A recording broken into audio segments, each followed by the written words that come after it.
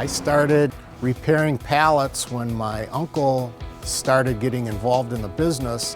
I was one of the first people to repair pallets as a high school kid, so it's kind of in my blood. Our pallets are both recycled pallets that we buy, repair, and resell, and we also manufacture new custom-made pallets.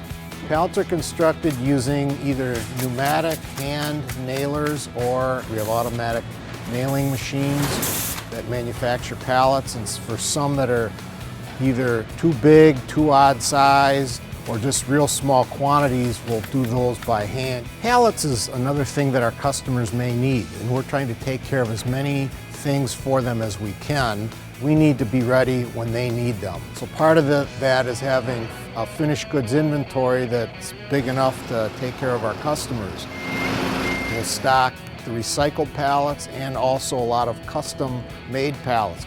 We need to be ready to jump when they say jump.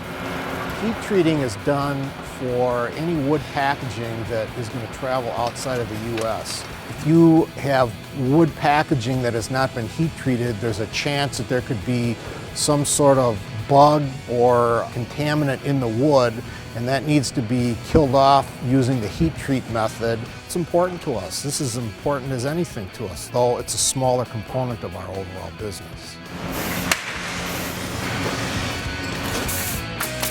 I love coming into the pallet shop and hearing the noise of the nailers and the saws.